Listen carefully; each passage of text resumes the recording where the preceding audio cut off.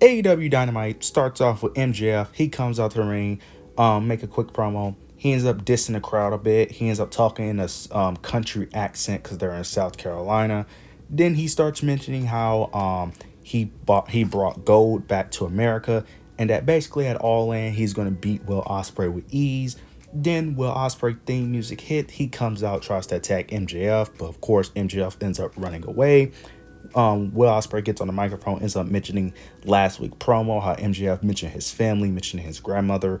Then he ends up saying that no one respects the championship that you're holding. No one acknowledges the championship that you're holding. And he ends up saying that the reason why is because you dumped the international championship in the trash, is that wrestlers worked very hard to make that championship prestigious. They put their bodies on the line. That is the workhorse championship. And he says that you didn't throw it away because you thought that it wasn't good enough. You threw it away because the championship you wasn't worthy of holding the international championship. Then MJF ends up saying that, look, basically, he's going to win at All In, and ends up saying that he might not even make it to All In. Then Lance Archer ends up coming out to have their match. I think this match got set up on Collision, if I'm not mistaken. Will Ospreay, Lance Archer ends up having their match. We already knew Will Ospreay would win that match. Then after Will Ospreay picks up the victory, MJF ends up attacking Will Ospreay from behind. He ends up constantly attacking him. He ends up hitting him with the brainbuster. Then he tries to hit him with the diamond ring. He's charging up the attack, but Kyle Fletcher ends up coming out and making a save. Kyle Fletcher gets on the microphone. He ends up talking to Don Callis, ends up mentioning how, look, I understand how he's not in the Don Callis family anymore. I understand that we wasn't supposed to be involved in his, in his drama and his problems, but he is my best friend. He is my brother. Then he ends up saying that, he ends up talking to MJF, ends up saying that, look, that he ends up mentioning how MJF constantly mentioned non-American wrestlers, he ends up bringing up how he dreamed of wrestling in America, ends up saying that America brought him everything he can have, basically his dream life. But he said that he ends up saying that he said the reason why he wanted to come to America so badly was because this is where the best wrestle. Then he ends up saying that he speaks for everyone, that we are all sick of the same MJF. And he basically ends up saying that he wants a match with MJF right there and now. MJF ends up, pretending. He ends up getting frustrated, taking his clothes off, pretending like he's about to fight Kyle Fletcher, but he ends up baiting him, ends up tricking him, and he ends up not doing the match, but he ends up requesting a match for next week. This was overall okay segment, nothing major. They're basically slowly building up Will Ospreay versus MJF. They're trying to hold off on them having, actual physical interaction, mainly until they actually fight at All In, which I'm not mad at. This was nothing major, but this was overall okay segment. Next, we get Chris Statlander versus Willow Nightingale. This is an eliminator match for the CMLL Championship. Mainly gonna get towards the end of the match. End of the match, Stokely starts interfering. He ends up, I don't know why I said she. He ends up distracting the ref. He ends up giving Chris Statlander a chain. Chris Statlander wraps the chain around her wrist, and she ends up hitting Willow Nightingale with the chain, and ends up picking up the victory. After the match, she ends up attacking Willow with a steel chair. She gets a steel chair from Stokely, attacks her with the steel chair. Then she ends up security comes out to stop her, and then she ends up taking them out, and then she ends up leaving the ring.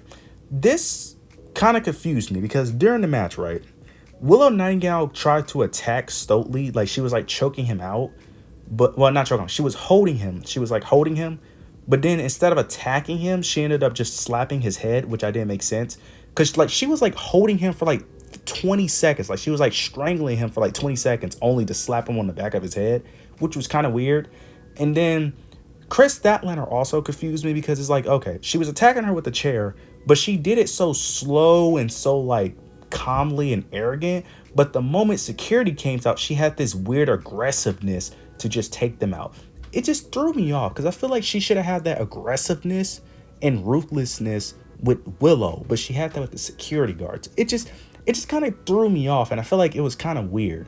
This feud kind of is disappointing me. I thought this feud would have been a lot better when the initial turn happened. I thought this would be a lot better, but this has not really been cooking like that.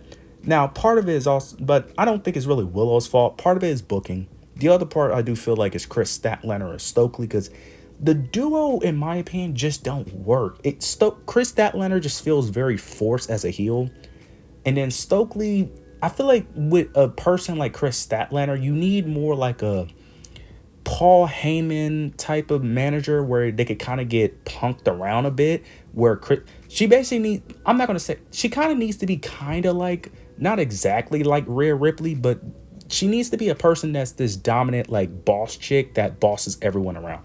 That's kind of what Chris Statler needs to be, but she's not really that. And this is very shocking too, because this got more TV time than Mercedes Moné and Mariah May and Toni Storm, which is ridiculous. And I love Widow Nightingale, but there's no way this feud should be getting more TV time than Mercedes Moné and Toni Storm and Mariah May. That's just ridiculous. It makes no sense how much little TV time they actually got. But I'm assuming this match is not happening at All In. They may end up having another match at All In. I'm probably going to have this match at Dynamite, or it could happen All In. I don't know. But this feud for me has been a bit disappointing in my opinion. You guys let me know what you guys think. Now we get Bryan Danielson. Bryan Danielson cuts a very good promo. He ends up mentioning the good old days, mentioning how you don't know the good old days are gone, or the good old days until they're gone. He ends up mentioning the last 3 years have been the funnest years of his career. And he ends up saying that he made a lot of promises. He ends up saying that he made promise to basically kick a lot of heads in to be dominant in AEW, but he also promised to win the AEW World Championship, but he hasn't delivered on that promise yet of winning the AEW World Championship. He ends up mentioning how he promised to his daughter how he was going to retire when she turns 7 years old, and that he promised to his family that his current contract will be his last contract. Then he started mentioning how he wants to fulfill his promise of being AEW World Champion, and that this is his last opportunity. This is his last shot. This is his last opportunity to win the AEW World Championship, and that he promised to give everything he got to become AEW World Champion. Then Swerve Strickland comes out. He ends up mentioning how much respect he got for Bryan Danielson, talk about Bryan Danielson's impact and how he inspired him to, chase his dreams. Then he ends up saying that in any other scenario, he would root for him, but you're facing me, and you're facing the best in the world. And then he starts mentioning how the opponents that Bryan Danielson couldn't beat, but he have beaten. He mentioned Will Ospreay, how he beat Will Ospreay, but Bryan couldn't. He mentioned the Young Bucks and the Elite, how he got pinned in the match, but he was able to lead his team to beat the Elite.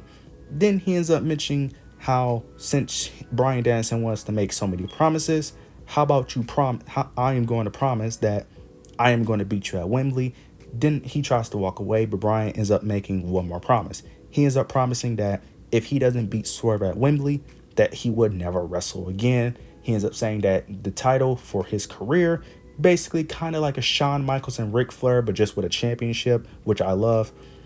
Not exactly the same scenario, but similar parallels to a degree. They end up shaking hands, but then Swerve Strickland ends up responding, ends up saying that don't keep that promise to me, keep it to your family, which I thought was a great line. I like this narrative. I really love the narrative that they're pushing, career versus title. I love it because it adds a bit more unpredictability, because it wouldn't shock me if Bryan Danielson won, but I could see him losing as well because it makes sense for him to lose. So I can see either way, but I love this. I really love this story that they're playing, and I can't wait for that match. That match should be absolutely amazing. I am very excited for that match at All In.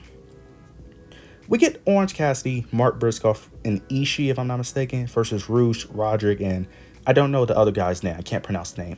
I'm not going to speak too much on this match. The heels end up winning. They won cleanly, which was very shockingly. I'm not going to speak too much on this match because, if we're being honest, this match does not really matter that much, and it's not that much importance to this match. We get a quick segment with the Acclaim. The Acclaim are doing this weird thing with FTR. FTR, they have problems with FTR now with them. They've been going back and forth, talking trash about each other.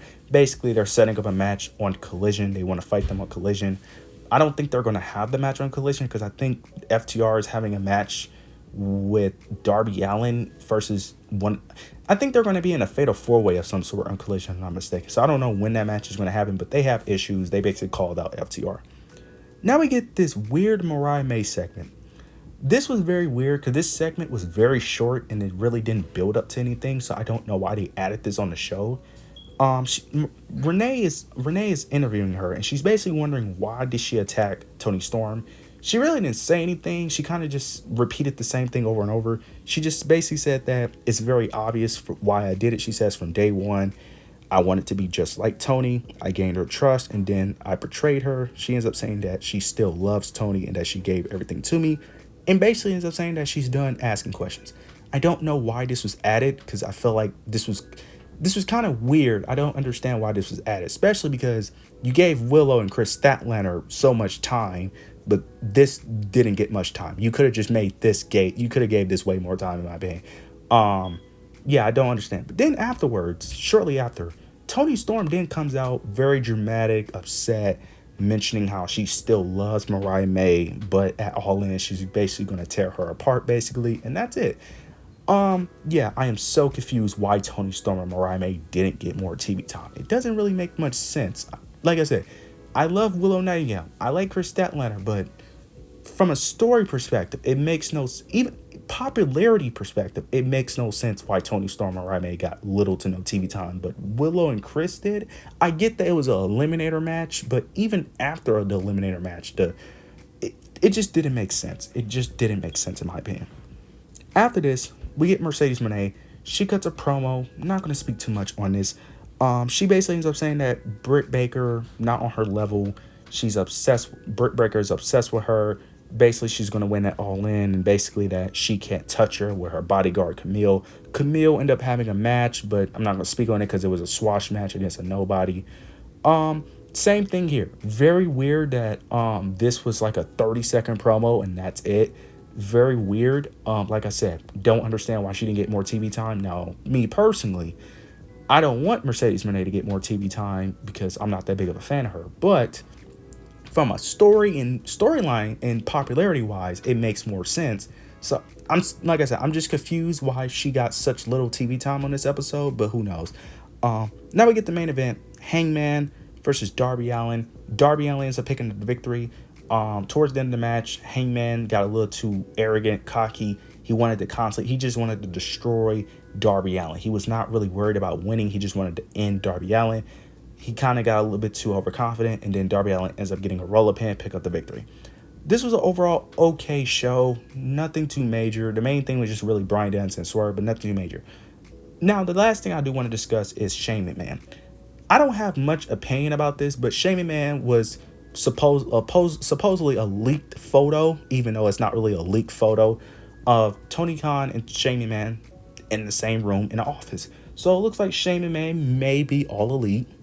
I don't really know how to feel about this because I see positives and I see negatives because I'm very iffy on this, but this could be a good thing, but this also could be a bad thing. I don't really have a full opinion about Shane McMahon being in AEW because I don't know what his role would be. Is he a booker?